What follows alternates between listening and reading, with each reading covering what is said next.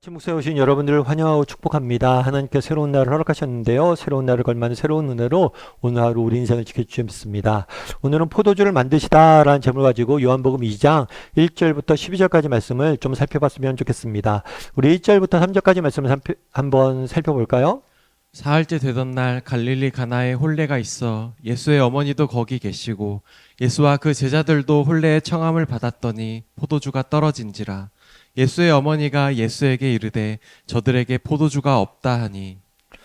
오늘 본문에 보면 포도주가 나오죠. 그래서 오늘 본문의 사건은 예수님께서 물로 포도주를 만드신 사건을 기록한 사건이에요. 그래서 오늘 본문 애주가들이 굉장히 좋아하죠. 하지만 당시 포도주는 오늘날 우리가 생각하는 포도주라고 생각하면 안 됩니다. 그 당시 포도주는 알코올 성분이 굉장히 적어요.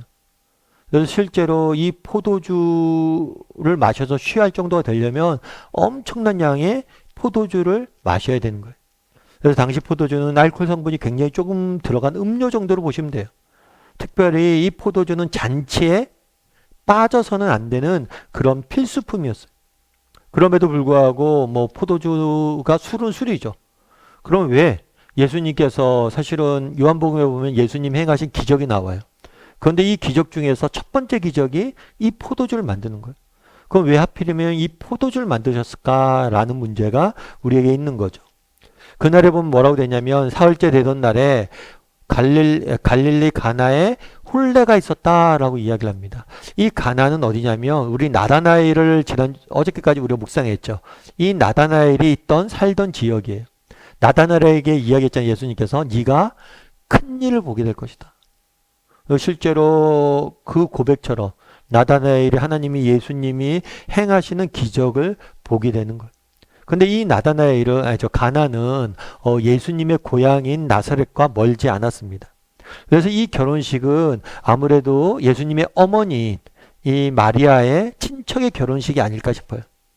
이 친척의 결혼식에 뭘 한 거예요? 초청을 받은 거예요. 초청을 받아서 결혼식에 참여했던 거예요. 그런데 문제는 뭐냐면 이 결혼식이 쭉 펼쳐졌는데 뭐가 떨어진 거예요? 포도주가 떨어진 거예요.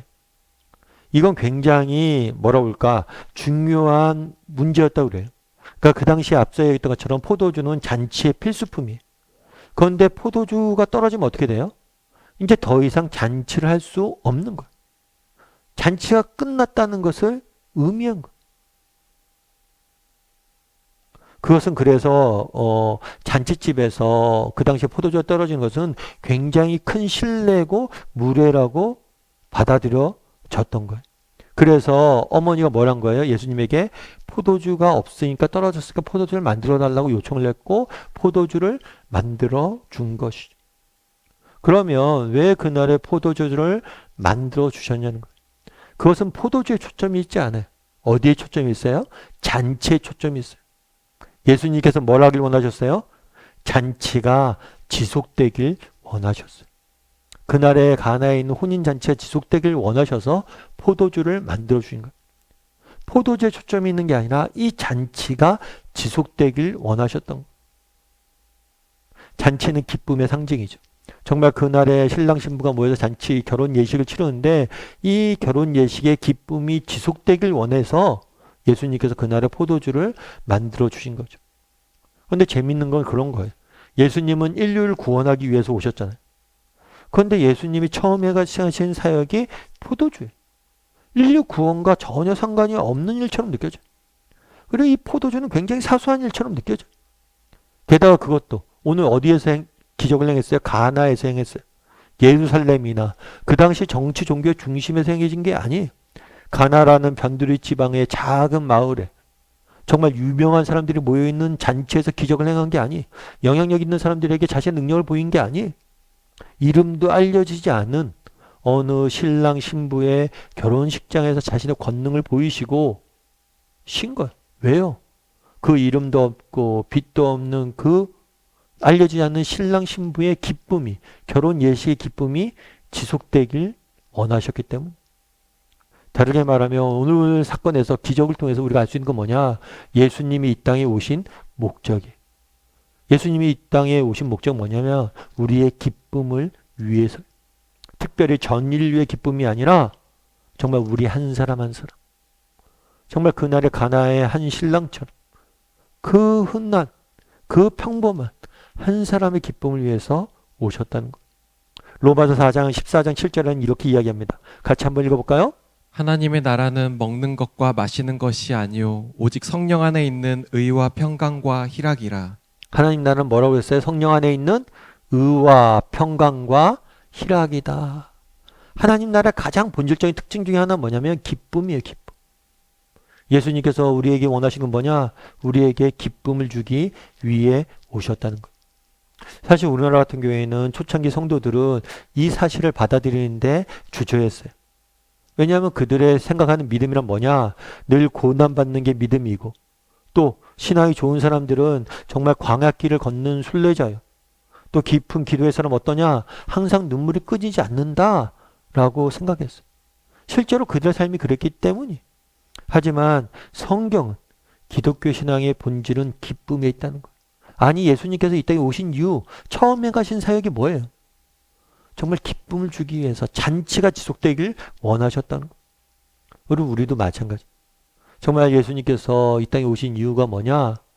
정말 우리의 기쁨을 위해서 오셨다는 거예요. 그런데 우리가 여기서 한 가지 기억할 거 있어요. 오늘 본문에 보면 뭐라고 되냐면 포도주가 떨어졌어요. 그러자 몰랐어요. 예수의 어머니가 예수에게 이르되, 예수님을 찾아가서 뭐라고 한 거예요? 포도주가 떴다라고 이야기를 한 거예요. 앞서 이야기했던 것처럼 한국교회 초창기에는 정말 사람들이 기쁨을 추구하는 것을 주저했어요. 그런데 요즘은 어때요? 슬픔을 추구하는 걸 주저하죠. 고난을 주저하죠. 초창기 한국교회 성도들은 고난을 두려워하지 않았어요. 원래는 이게 신앙의 본질이라 생각을 했어요. 오히려 그들에겐 기쁨이 낯선 것이었어요. 그런데 지금은 그런가요? 지금은 고난이 낯선 것이죠. 고난을 추구하는 사람이 없죠. 고난을 즐거워하는 사람이 없죠. 근데 문제는 뭐냐면 그럼 반대로 우리가 기쁨을 추구하는데 기쁨을 맛보고 살아가냐는 거. 기쁨을 누리고 살아가냐는 거. 보리스 베커라는 분이 계십니다. 이분 같은 경우에는 테니스 선수예요. 전 세계적인 테니스 선수로 독일 출신이에요. 각종 대회에 나가서 우승하며 전 세계를 다니며 전 세계 선수 랭킹 1위이고 또 각종 상들을 다 휩쓸었어요. 올림픽 나가서 금메달도 따고. 그런데 그가 뭐라고 얘기했냐면 이런 얘기를 했어요. 나는 윈블던에서 2번 우승했고 첫 번째 우승은 최연소 우승이었다. 나는 큰 명예와 부를 얻었다. 나는 필요한 모든 것을 다 가질 수 있었다. 하지만 내 내면에는 평화가 없었다. 물론 이것은 스스로 목숨을 끊은 유명 배우나 팝스타들이 늘 하던 이야기다. 그들은 모두 가졌지만 너무나 불행했다. 놀라운 것은 예전에 나 역시 이 사실을 몰랐지만 모든 것을 성취한 지금 이 순간 나는 그것을 너무나 적나라하게 실감한다. 뭐라고 이야기해요? 내가 정말 큰 명예와 부를 얻었다는 거예요. 그런데 내 마음에 기쁨이 평화가 없다는 거예요. 그런데 이 사실을 내가 그전에 많이 들었다는 거예요. 유명한 배우나 정말 팝스타들 가진 사람들이 그런 얘기를 했을 때 그냥 하는 얘기라고 들었다는 거예요. 그들이 모든 것을 가졌지만 불행했다고 이야기했을 때 그냥 하는 얘기겠지라고 생각했다는 거예요. 그런데 뭐라고 그래요? 지금 이 순간 나는 그것을 적나라하게 실감한다는 거예요. 오늘날 우리 사회는 고난을, 슬픔을 추구하지 않습니다. 낯설어야죠. 그리고 기쁨을, 행복을 추구하며 살아갑니다. 그런데 문제는 뭐예요? 기쁨을 맛보지 못합니다. 왜 맛보지 못해요? 잘못된 것을 추구하니까. 잘못된 것을 기쁨을 찾으니까. 그날의 예수의 어머니는 뭐라고 이야기했습니까? 예수에게 가져갔잖아요. 자신의 인생의 문제를 예수에게 가져갔잖아요. 정말 이 기쁨이 지속되길 원합니다. 정말 하나님은 우리에게 기쁨을 주시길 원하시고 기쁘고 행복한 삶을 살길 원하는 건 잘못된 것이 아니에요. 근데 문제가 있어요. 그건 뭐예요? 이 기쁨과 행복을 누리기 위해서는 이 기쁨과 행복을 주는 원천에게 찾아가야 돼. 그 원천이 누구예요? 오직 예수님 한 분밖에 없는 거예요. 예수님 외에 다른 무엇도 줄 수 없어요. 그런데 우리의 비극은 무엇입니까? 예수님 외에 다른 무엇에서 그것들을 추구한다는 것이에요. 그렇기 때문에 맛보지 못하는 거예요. 그래서 바라기는 정말 우리가 다시 한번 나는 무엇으로부터 기쁨과 행복을 추구하고 있는지, 얻으려고 하고 있는지, 정말 헛되고 어떤 명예나 부나 이런 것들이 아니라 정말 하나님 안에서 예수님 안에서 참된 기쁨과 만족을 추구할 줄 아는 사람이 되는 저나 여러분이 되기를 주님의 이름으로 소원합니다.